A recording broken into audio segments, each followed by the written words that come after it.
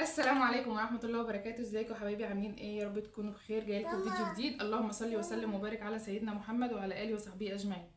قبل ما يبدأ الفيديو، اللي مش مشترك في القناة ينزل يشترك في القناة ويفعل زر الجرس عشان يوصل له كل فيديو جديد ام بيسام بتعمله. وكمان تحطوا لي اللايك اللي بيشجعني ان اعمل لكم فيديوهات اكتر واكتر. وكمان تكتبوا الكومنت القمر اللي بيتفرج بالظبط. اخواتي، جايلكم النهارده في معركة بجد يعني. قول لهم باي باي. بس قول لهم باي باي. كل يحط اللايك عشان خاطر بيسان. قول حط اللايك. قول حط اللايك. حط اللايك. المهم يا اخواتي، ان انا النهارده عندي معركه في اوضه النوم. بجد اوضه النوم على بعضها، تحسوا كده ان احنا كنا في ماتش مصارعه في اوضه النوم. بس يا ماما، جماعه بيسان عيله تنحى قوي بجد. مش هي بنتي بس هي تنحى. المهم ان زي ما قلت لكم ان اوضه النوم فيها معركه كده. يعني بصوا من ورايا عامله ازاي. هو ده بقى منظرها على طول. البركه طبعا في بسبوسه. ما سميش دوشه يا ماما. البركه طبعا في بسبوسه لان هي ما بتسيبش حاجه مكانها. فدلوقتي بقى هدخل معاكم كده ونروق مع بعض. واي حد بيتفرج عليا يتشجع كده ويقوم يعمل اي حاجه في الشقه بتاعته. هتلاقي الدنيا بقت سلسه قوي بجد. فيلا يا اخواتي. اول حاجه بقى هنا يا حبايبي كده عملتها اني فتحت الشباك وقلت يعني ادخل كده الشمس والهواء كده في الاوضه. وطبعا قفلت السلك عشان برضه ما يدخلش اي دبان. ولا انا ما بحبش الدبان خالص، يعني ما بيخش دبانه بيبقى لازم اقتلها. ما بحبش الدبان خالص. وجيت هنا برضو نفضت الشباك كويس جدا. كان عليه كمية تراب جامدة جدا وكتير قوي، يعني لاني بقالي برضو يجي يومين 3 كده ما نفضتش الشباك خالص. بس انا كانت واقع الستاند هنا. فزي ما قلت لكم اني نفضت الشباك كويس جدا لان كان عليه تراب. وبرضو قفلته عشان برضو ما يتخشش الدبان برضو، ولا يخش اي حاجة يعني الأوضة. هنا بقى بيسان يعني ما استكفتش ان هي بتبوظ الأوضة وكده. بقى دلوقتي بتنزل كل لبسي الخروج، يعني الشميزات والحاجات من على الشماعات وترميها في الأوضة. لان زي ما قلت لكم قبل كده ان الدولاب جراية، فهو سهل عليها انه يتفتح. يعني لو كان ظرف هيبقى صعب شوية، لكن عشان جراية بيتفتح بسهولة، فهي بتنزل كل حاجة على الأرض. انا هنا كنت متابعة بقى المسلسل وكان شديدني قوي. وبيسان طبعا كانت بترخم عليا كمان، وكانت ماسكه الريموت وعايزه تاكله. هي واكله لي 3 ريموتات قبل كده. يعني هي واكله الزراير بتاع الريموتات، فده اخر ريموت عندي يعني. فشلت فرش السرير كله وشلت برضو فرش السرير بيسان هشيله يعني دلوقتي. وجيت برضو على السرير برضو نفضته كله. و... وطلعت كمان بقى البانكت. كان بقالي كتير ما مسحتش من تحته يعني. طلعته برضو البانكت وهمسح من تحته. عشان برضو ايه يعني ما نسيبش حاجة فترة طويلة. انا كمان ما عرفتش اشيل مرتبة السرير لان محمد ما كانش موجود. يعني هو لو كان موجود كان شيلها معايا، بس هي تقيلة جدا لاني يعني ما بقدرش اشيلها لوحدي. لانها زي ما قلت لكم ان هي تقيلة جدا. انا بتاع اوضه الاطفال بشيلها، يعني هي تقيله برضو بس مش زي بتاع السرير الكبير. لانها تقيله قوي فما عرفتش اشيلها لوحدي. لو كان محمد موجود كنت خليته يشيلها لي عشان امسح من تحتها يعني. جيت بقى فتحت البانكت. كان بقالي كتير برضو ما فتحتوش. خدت منه شنط كنت عايزاها يعني. كنت عايزه يعني اطلعها عشان البسها. وسبت اللي ما بلبسهاش هنا ودي بقى بقيه الروايح اللي انا متجوزه بيها يعني. فانا برضو عيناها هنا لان انا عندي كتير بره. فاما اللي بره بيقرب يخلص باخد من هنا. يعني خدت الازازتين الريحه دول عشان اطلعهم بره احطهم على التسريحه يعني.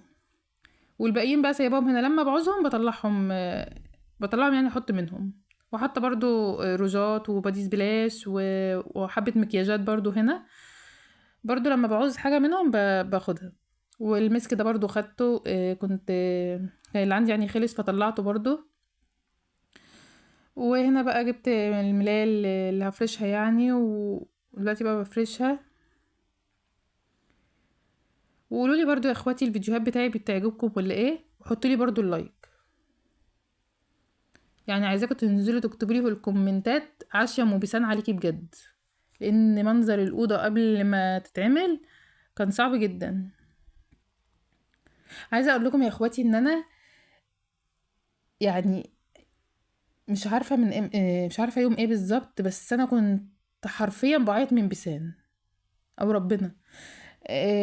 عياط متواصل طول النهار، يعني تصحى مثلا من الساعة 10 الصبح تعيط، لما تيجي تنام، يعني تنام بقى مثلا 1 2 عياط.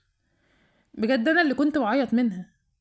لا صعبة بجد، حد بقى دلوقتي هيطلع يقول لي احمدي ربنا على النعمة اللي ربنا مديها لك. طبعا طبعا الف حمد وشكر لك يا رب. الف حمد وشكر على وجود بيسان في حياتي، الف حمد وشكر على اي نعمة ربنا بيديها لي. بس انا بس ايه، يعني انتوا عارفين الواحد لما تفضل حد يعيط طول الوقت، طول الوقت عياط مستمر ما بيسكتش خالص، لا الواحد بيحس ان اخلاقه بتضيق بجد. ربنا يا رب يهديها ويخليها لي يا رب. بس لا، حاجة صعبة بجد ان الحد يكون بيعيط طول الوقت، انت ما بتعرفش اصلا يعني تتصرف معاه.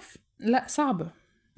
بس هي طبعا ربنا يخليها لي ويرزق كل مشتاق يا رب، ويدي كل الناس الذرية الصالحة يا رب، ويخليها لي طبعا ويحميها ويهديها وتبطل عياط شوية. يعني انا عايزاكم كلكم تكتبوا لي في الكومنتات تحت دعوة كده لبسان ان ربنا يهديها وتبطل عياط، لان انا بنتي صعبة قوي في العياط بجد. المهم بقى اني جيت على الارض، شلت كل اللي كان على الارض. كان بيسان طبعا فردالي كل البامبرز بتاعها على الارض، يعني ماسكه الباليتا ومفضيها على الارض، وكان في برضو شويه لعب لبيسان والكرسي بتاعها والتسريحه برضو كان عليها شويه حاجات للمطبخ. كان يعني اللي يشرب يحط برضو على التسريحه، باكل بيسان احط حاجه على التسريحه. شلت كله، شلت برضو المفارش علشان اغسلها برضو.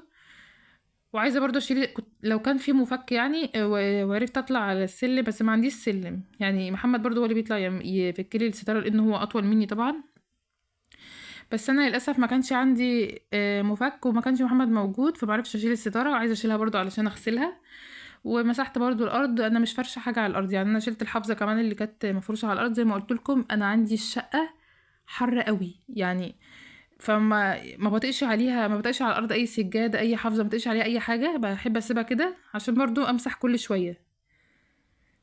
يعني لما يكون الارض ما فيهاش حاجه المسح بيبقى سهل عليكي طول اليوم، بقى عايزه تمسحي في اليوم مرتين ثلاثه. حاجه حلوه كده، يعني الميه كمان بتجيب رطوبه كده للجو. فجيت هنا بقى زي ما قلت لكم مسحت الارض كلها وهقفل دلوقتي بقى الشباك، خلاص انا كده خلصت. وكان برضو خلاص، يعني كان العصر ده متهيألي كان العصر ده انا كنت بادئه برضو يعني متأخر شوية مش بدري قوي. ورشيت برضو المعطر بس. بس يا اخواتي هي دي بقى شكل الأوضة. قوليلي عاش عليكي يا ام بيسان بجد. وبيسان طبعا موجودة في يعني في كل حتة بصور فيها بيسان موجودة. واليوم ده يا اخواتي بقى ملحقتش طبعا اعمل اكل، لاني زي ما قلت لكم بدأت متأخر، خلصت كمان متأخر، فما دخلتش المطبخ اليوم ده. فبعتنا بقى جبنا اكل من بره، جبنا يعني سندوتشات فراخ. كانت سندوتشات فراخ، جبت كمان البطاطس دي البيسان. المطعم ده انا بحبه جدا جدا، بعشقه بجد، يعني بحبه اكله قوي. بس يا جماعه الكول سلو دي حلوه قوي، انا بحب يعني انا بعرف المطعم ده حلو ولا لا من الكول سلو، لان انا بعشق الكول سلو جدا. بس يا اخواتي هو ده الفيديو بتاعي النهارده، اشوفكم على خير في فيديو جديد. سلام.